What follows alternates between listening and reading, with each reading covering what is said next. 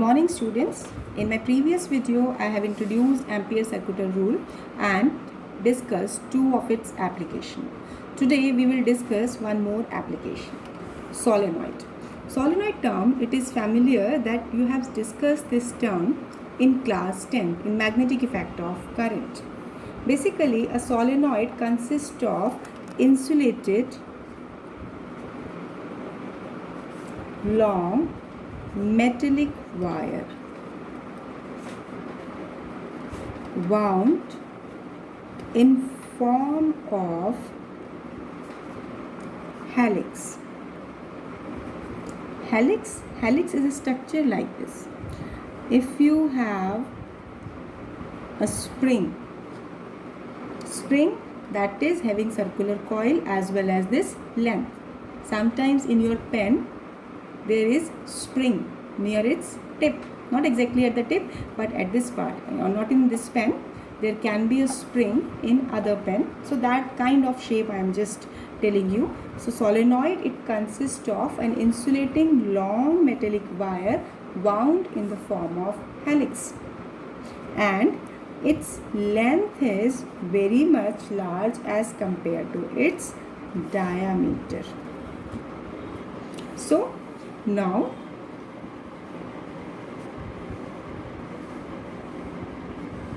this is a broader view of solenoid I am taking. Actually this is this circular view.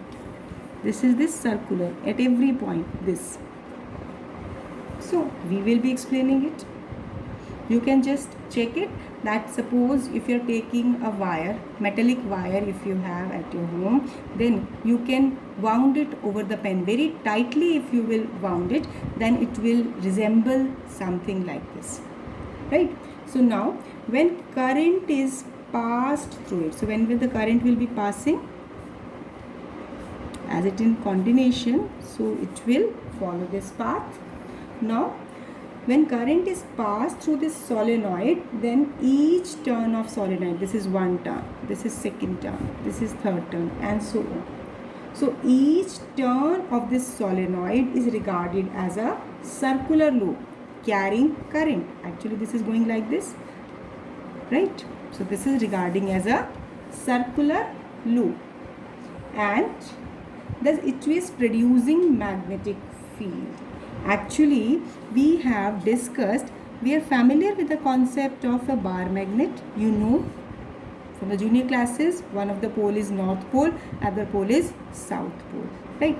Magnetic field lines move out from the north pole and enter towards the south pole.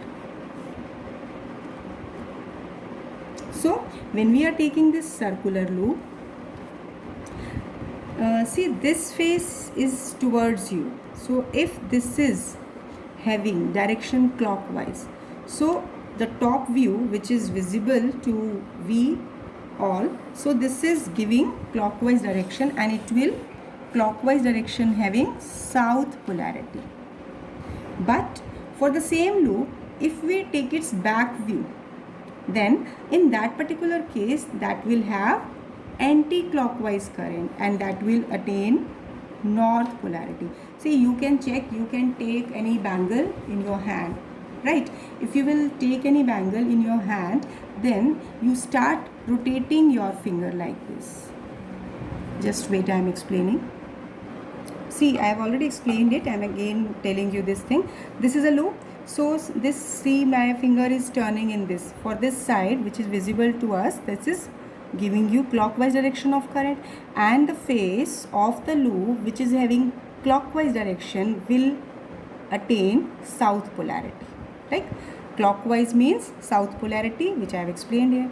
Now see, for this clockwise, now on this side, as this is clockwise, for this clockwise, now you can see here on this side, this is not clockwise.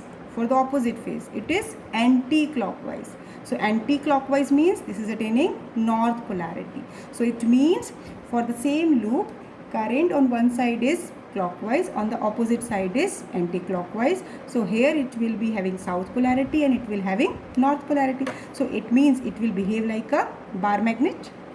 You can say if this is a bar magnet, this pen if I will treat it as a bar magnet, so this will be a bar magnet. So that's why I have represented that this current carrying circular loop, it will behave like a bar magnet. So on this side it will have north polarity, it will have south polarity.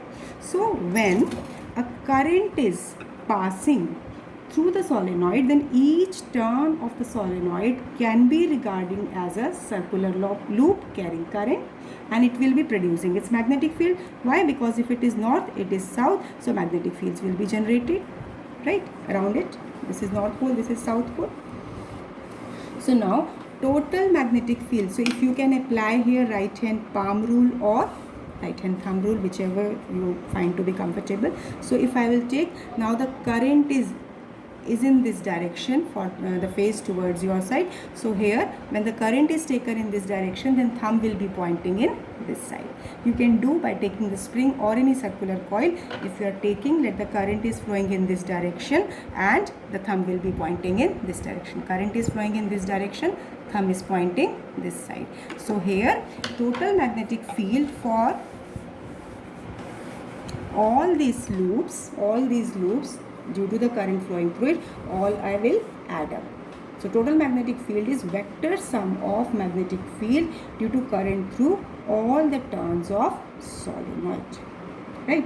So this point should be clear that for each loop magnetic field is pointing in this direction for each loop, because these are parallel. Suppose these are like this. This is one circular ring, like one loop, and parallel to it another parallel loop, in front of it another parallel. So direction of current is in the same, so magnetic field will be directed on this side, hence total magnetic field will be added.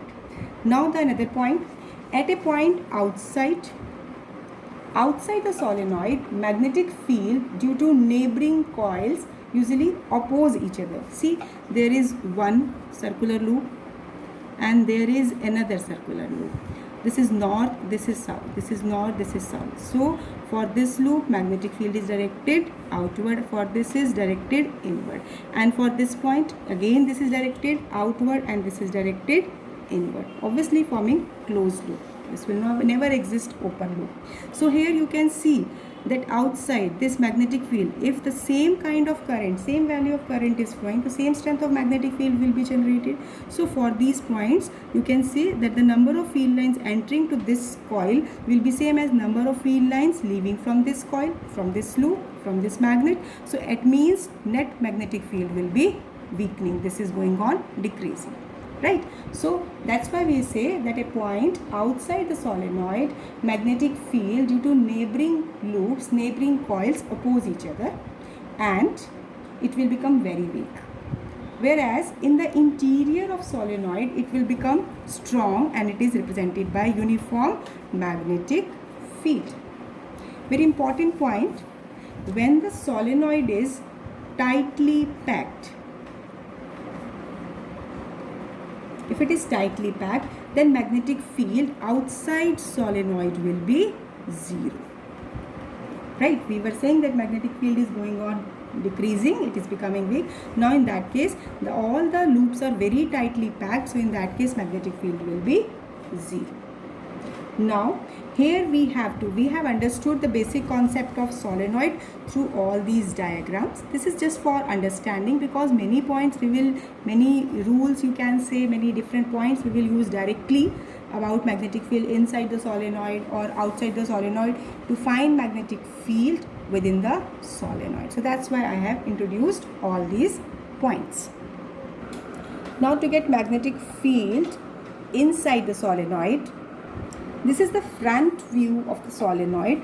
Here you can see the top view. Here these are representing as the magnetic field lines, uniform magnetic field lines inside this solenoid.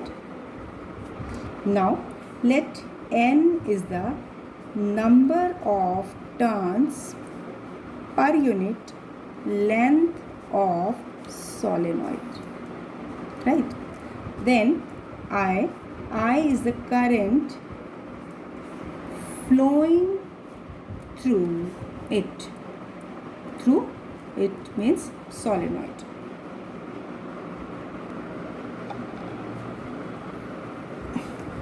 Now consider a rectangle. You are taking a rectangular Amperian loop. We are taking it in between the length of solenoid.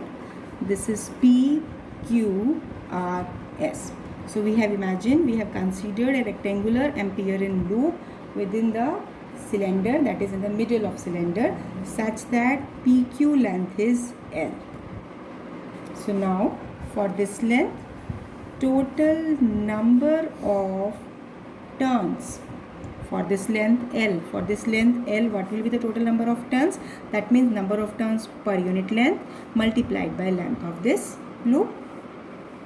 So now again we will use here Ampere's circuital law. As per it, we are applying this loop for entire rectangular loop PQRS, which we will expand it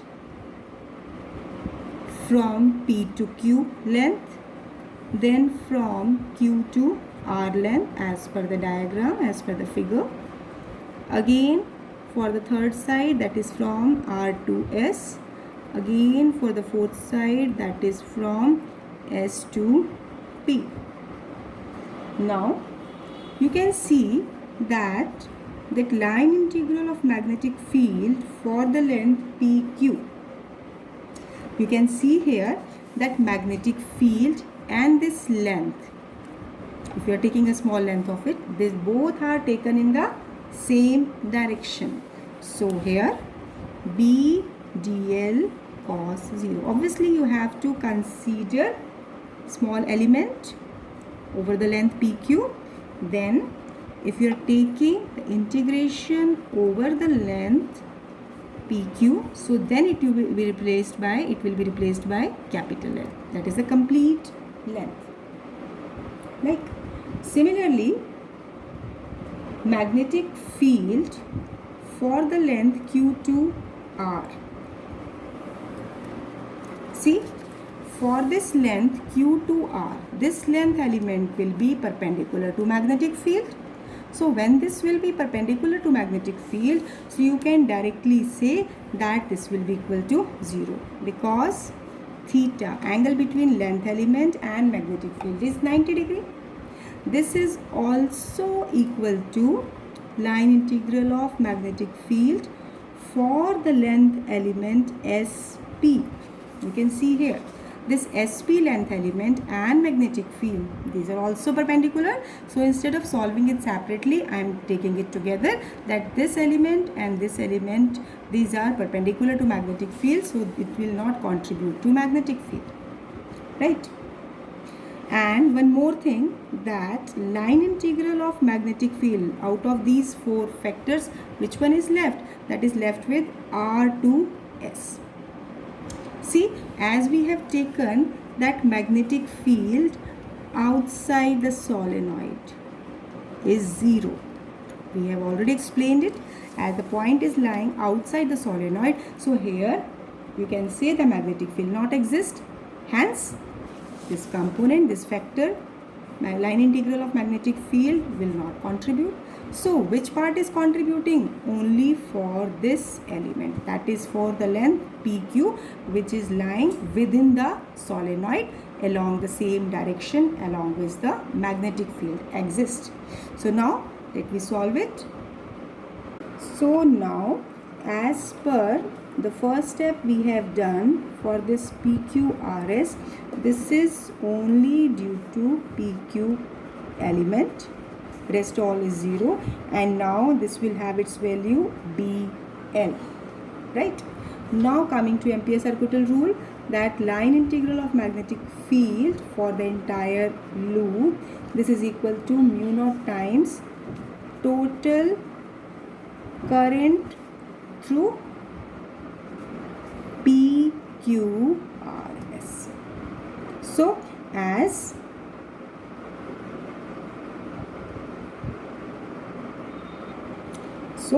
mu naught, now total number of turns for length L was N into L multiplied by the current I. So here on the left side it will be B into L. So what we are getting, B equal to mu naught Ni.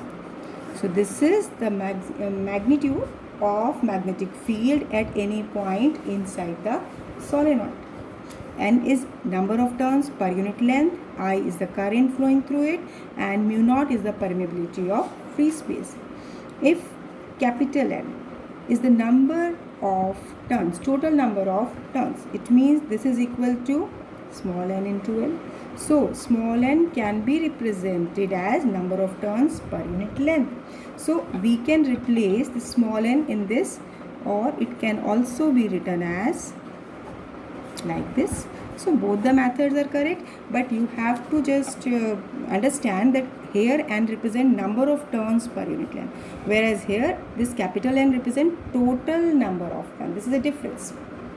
Now this is the magnetic field inside the solenoid, but for a point near end of solenoid,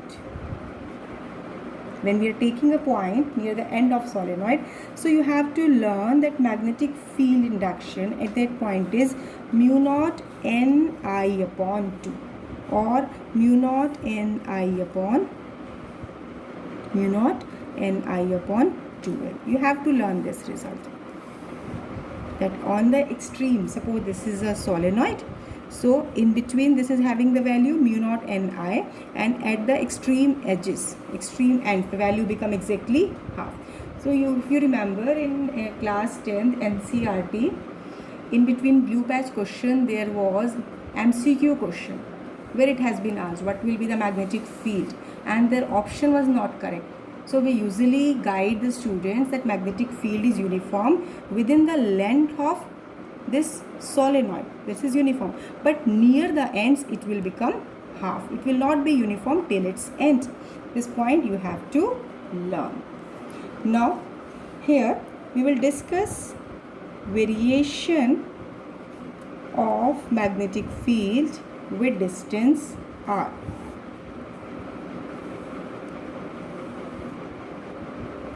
So when we are plotting this magnetic field with distance r, rather we are taking the length. So basically it is having, so magnetic field, actually if we consider, suppose this is a front view of solenoid and this is taken at the center, and let this total length was taken to be L, so let it be plus L by 2, this is minus L by 2. So let I am taking this as plus L by 2, and the same distance on this side, this is minus L by 2. So magnetic field is uniform inside, so magnetic field, this will be uniform, that is having value mu naught Ni at the center point. That means uniform, but reaching just to the edges, just to the extreme points, that is minus L by 2 and plus L by 2. So at this point its value just drop, it will become exactly its half. Here it will be mu naught Ni by 2. So at this point magnetic field become just half of the total value in between at the central point.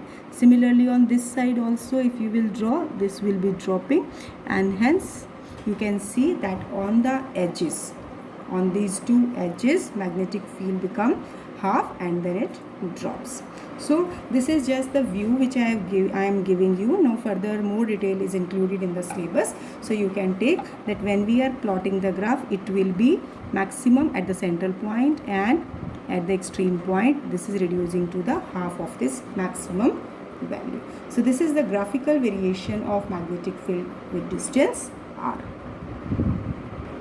So now after the solenoid, next we are taking magnetic field due to a toroidal solenoid. So what is a toroidal solenoid? See, if I have taken this solenoid and if this edges, these two extreme ends, these are combined to form a circle.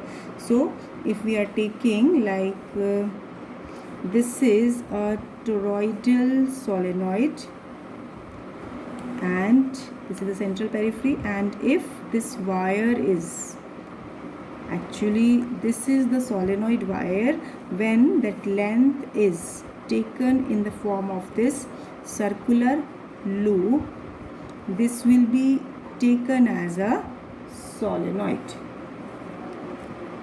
That is a toroid. So solenoid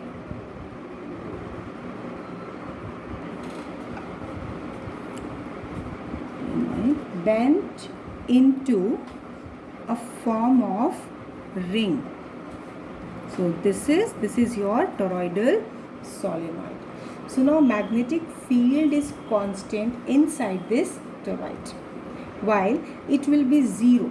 Where it will be zero? It will be zero in open space in interior of this and on the outer side of it. So if this point is P, let this outside point is Q and in between point is R. That we have taken 3 points, one on the just boundary of solenoid, this toroidal solenoid, one in the interior. Actually, if this is a, you can say on this side, so on both of this side, no magnetic field will exist because both the points are lying outside. When we are joining these two ends to form this toroid, so P point, that is P point is on this side and Q point is on this side and R point is lying on the surface, right? So let N is the number of turns per unit length, right? So now again, first point, if I am taking for point in open space, that is interior at the inner side, right? So corresponding to it, if I will assume this Amperian loop, then B1, it can be the magnetic field for this particular radii, but there is no concept of this magnetic field. Reason being, because you can say that here in this side it is not enclosing any current. See, you can see as there is no current is enclosed by this imaginary, this Amperian's loop, so magnetic field will not contribute as per this loop, or directly you can see that the magnetic field will not exist in this inner region. Similarly, you can take 4 points outside the toroid. So 4 points outside the toroid, for each turn current coming out.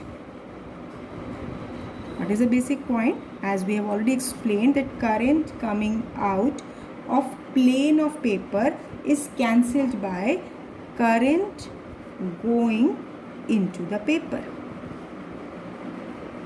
How? You can see here that this is the current is going inside and this side, this is going inward and this is going outward. For this each turn, you can say that current coming out and going in, that will counter cancel each other because they are equal. Same current is flowing through it. So in that case also no current is existing, so no magnetic field will be existing for point outside. Whereas for point inside the solenoid, this toroid, actually this is toroidal solenoid, you can say, so but proper name is toroid you will take for it. So if we have taken this particular region where magnetic field will exist, we will imagine, suppose for this point there can be the radius r1, for this surface this can be the radius r2, but we will take its average loop, we will take Amperian loop of radius small r, right? So we are taking the average radius of toroid, not interior radius and exterior radius. So for this loop, second loop, you can take, this is the second loop, this was the first, and if you will consider this, this will be the third one. But we have no need to take them separately. Directly we can take a loop on the toroid boundary itself. So for that particular case, you can take by Ampere's circuital law, this should be equal to mu naught I n, that is number of turns, right? So now when we are taking it, total number of turns I am taking, representing it by n. So here B into 2 pi r. Obviously for this loop these are pointing in the same direction, so it will be mu naught I n, right? So here B will be equal to mu naught I n upon 2 pi r, and is the total number of turns. Now number of turns per unit length of that loop, thus can be written as mu naught n I, right?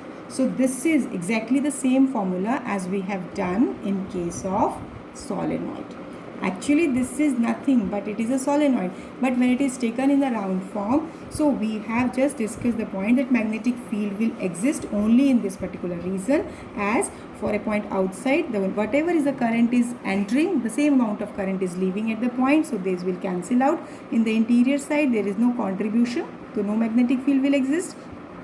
So magnetic field will exist only on this region.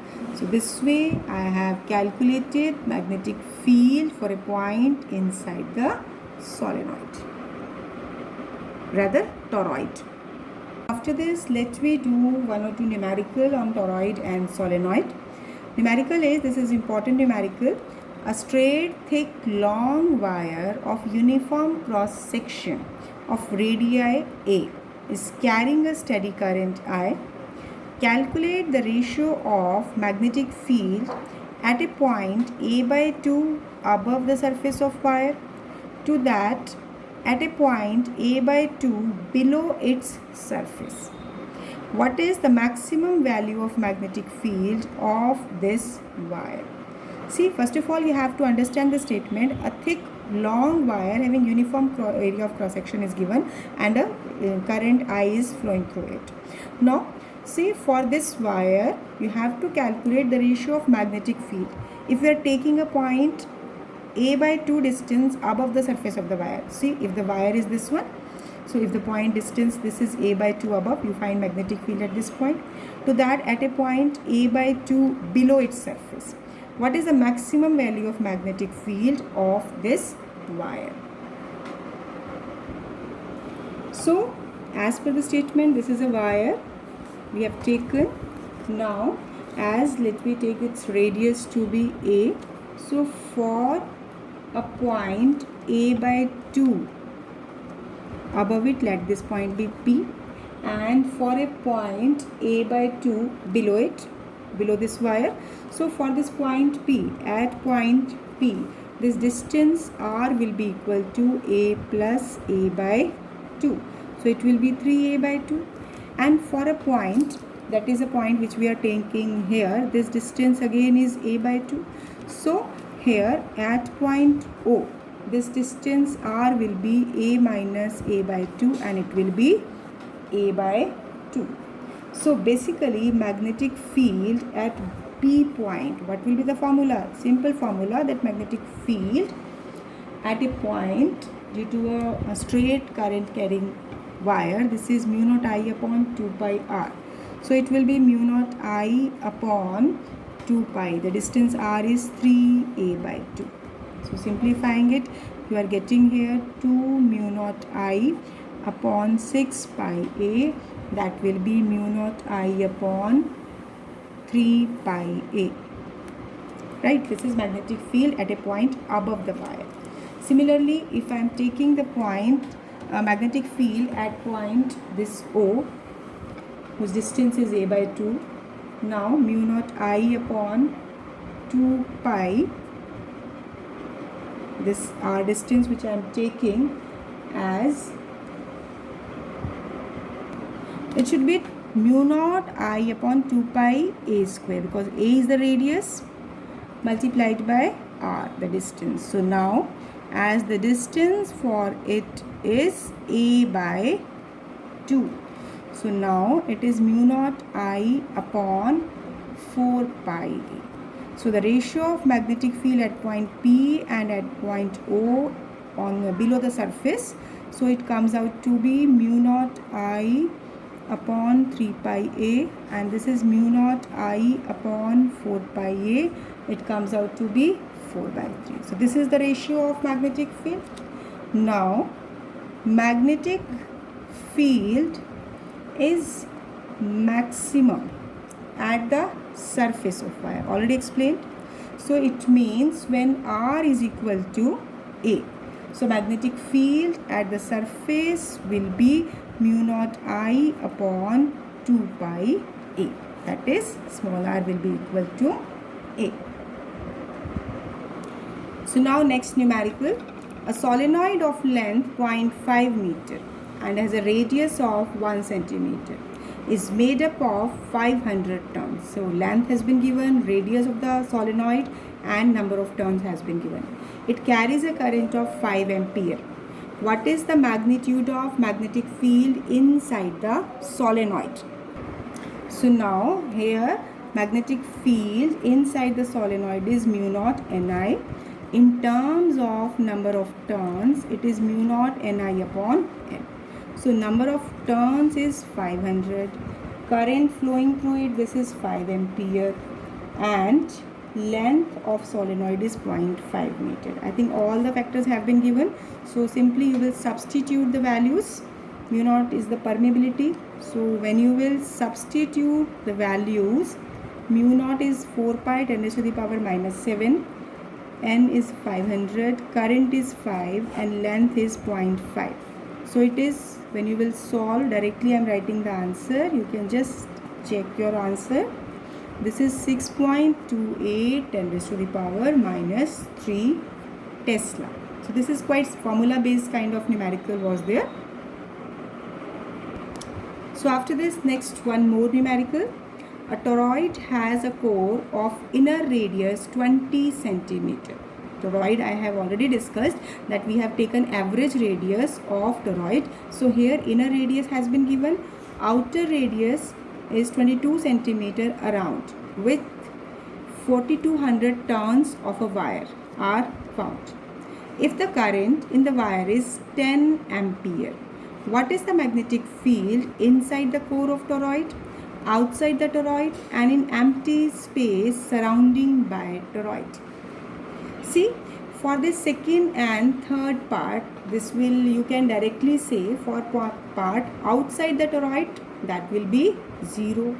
In empty space surrounded by toroid, that means it is talking about inner point, that was P I have labeled. So for B and C, magnetic field will be 0. So we have to calculate only magnetic field inside the core of toroid. So here also we will, first of all we will take average radius and then we will apply the formula.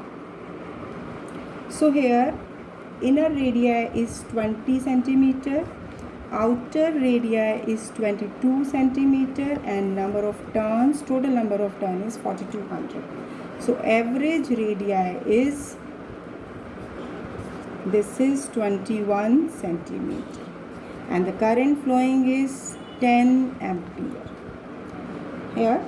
So what we have to do, basically length of toroid, that is also unknown. So length of toroid with the average radius will be 2 pi r. So 2 into 22 by 7, or you can keep it as pi. I will just keep it as pi. It will be quite simpler one. Later on it will be cancelled. And radius is 21. So it comes out to be, when you will just put this as divide by 100. So it is your, you can take it as 0.42. Directly you can take it as 0.42 meter. I have converted into meters, right? Now magnetic field is mu naught Ni. So mu naught is 4 pi 10 raised to the power minus 7. Number of turns per unit length, that is N upon L into I. So 4 pi 10 raised to the power minus 7. Number of turns 4200. Length is 42 divided by 100 into pi. Here this pi will be cancelled. So into current is 10. So here it is cancelled. This is giving you 100. So on solving it all, what you are getting, this is 4 into 10 raised to the power, this is 5 minus 2 Tesla, or you can write it as 0.04 Tesla.